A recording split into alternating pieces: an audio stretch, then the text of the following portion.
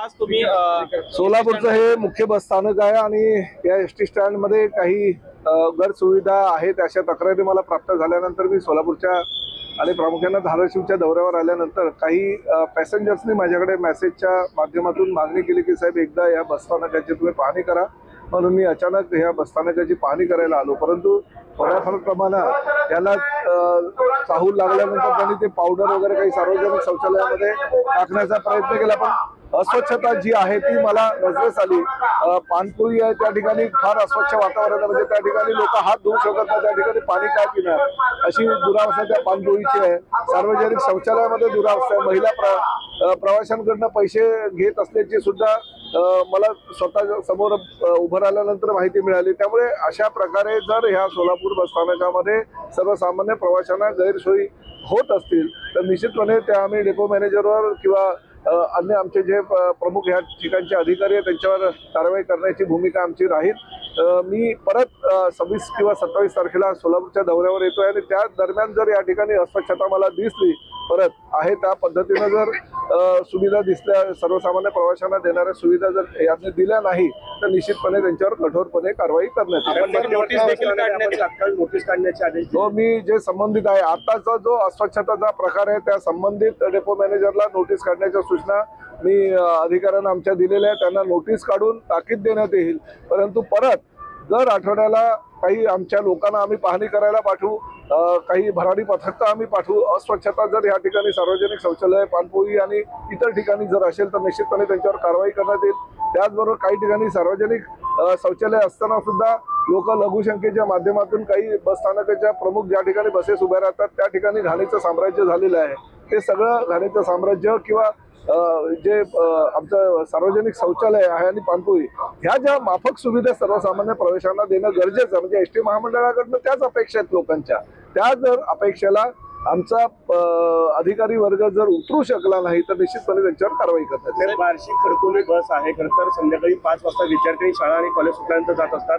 सातत्यानं ते निवेदन देत आहेत की विद्यार्थ्यांच्या सुरक्षेचा प्रश्न आहे, मात्र संध्याकाळ होईपर्यंत बस तिथे येत नाही आणि अंधारात मुलींना उभा राहावं नाही। अशा प्रकारे जर काही तक्रार असतील ताबडतोब अशा काय तक्रारी आहेत ताबडतोब आजच्या याच्यावर कारवाई करा। विद्यार्थ्यांची सुरक्षितता महत्वाची आहे आणि मी तुम्हाला स्पष्टपणे सांगतो आतापर्यंतचा मंत्री ठीक आहे, मी फार त्या बाबतीत म्हणजे कुठली हायगा तुमच्याकडनं ऐकून घेणार नाही। मला ताबडतोब ह्या सगळ्या सूचना ज्या केलेल्या आहेत त्या सूचनांची अंमलबजावणी करा आणि मला लेखी रिपोर्ट द्या।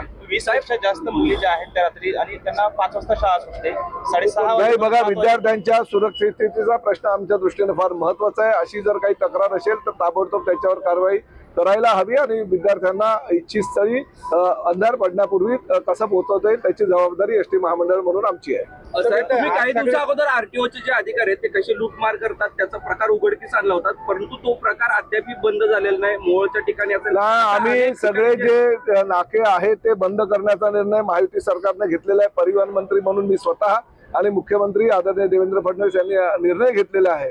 सगळे जे चेक नाके आहेत ते पूर्णतः आम्ही बंद करणार आहे। त्यामुळे जी अनागोंदी त्या चेक नाक्यावर किंवा टोल नाक्यावर चालू होती ती कायमची बंद होईल। साहेब, खरं तर एकनाथ शिंदे साहेब आणि मुख्यमंत्री साहेब यांच्यामध्ये कुठेतरी विद्वेष निर्माण झाले असं चर्चा आहे। काय नाही हो, तुम्ही पण आता तुमच्या चॅनलला काहीतरी बातम्या हव्या होत्या म्हणून त्या बातम्या देतात असं काही नाही। महायुतीचे सरकार आहे, शेवटी पहिल्यातले काही वादळ असतात, कुटुंबामध्ये सुद्धा आपापसामध्ये काही कुटुंबातल्या प्रमुख लोकांचे मतभेद असतात, परंतु शेवटी एखाद्या मुख्य व्यक्तीने त्यामध्ये जर सगळ्यांना समजावलं आणि योग्य प्रकारे भविष्यामध्ये वेध घेणाऱ्या महायुती सरकारचा जो कारभार आहे तो चांगल्या प्रकारे चालला तर मला वाटतं असं काही होणार नाही। परंतु काही गोष्टी असतात, मी असं म्हणणार नाही की अलबेल आहे, काही गोष्टी ज्या आहेत त्या आमच्या मंत्र्यांनी आमच्या आमदारांनी सांगितल्यानंतर आमच्या भावना आमची भूमिका आम्ही मुख्यमंत्र्यांबरोबर समोर मांडली आणि मुख्यमंत्र्यांनी त्याला प्रतिसाद देत त्यावर सगळ्यावर ज्या तक्रारी आहेत तोडगा काढण्याचा निर्णय घेतलेला आहे। त्यामुळे आता असं काही नाही। त्यांनी असं म्हटलं मुख्यमंत्र्यांनी की आपणच त्याची सुरुवात केली,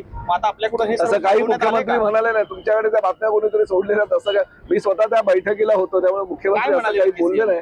मुख्यमंत्र्यांनी सांगितलं ह्या सगळ्या तक्रारीची दखल घेऊन योग्य तो मार्ग काढता येईल। आणि दुसरं महत्वाचं म्हणजे ह्या त्या पक्षातले लोक निवडणुकीच्या माध्यमातून इकडे तिकडे जे जात येत असतात त्यावर कुठेतरी प्रतिबंध घालण्यात येईल असंही त्यांनी सांगितलं. तर नगरपालिकेच्या निवडणूक संदर्भात आपली सोलापूर जिल्ह्यात संपर्क मंत्री आहे, काय भूमिका आहे आणि नगरपालिकेमध्ये अक्टोबर भाजप विरुद्ध आम्ही बघा सगळीकडे काही ठिकाणी महायुती झालेली आहे, काही ठिकाणी महाआघाडी झालेली आहे, काही ठिकाणी एकत्रितपणे लढतो तर काही ठिकाणी एकटं लढतोय. नगर परिषदेच्या निवडणुका हे सर्वसामान्य कार्यकर्त्याला न्याय द्यायला हवा अशी भूमिका सर्व पक्षांची असते. काही ठिकाणी तडजोडीही करावे लागतात, परंतु कालच शेवटचा दिवस होता फॉर्म माघारी घेण्याचा.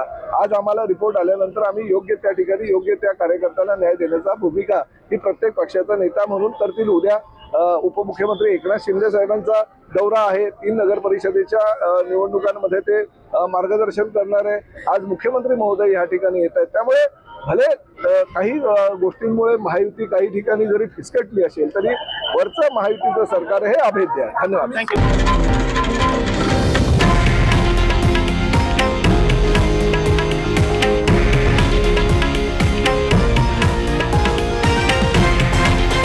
हे आहे देशातील नंबर 1 न्यूज नेटवर्क आणि आपण पाहत आहात TV9 मराठी, एकमेव.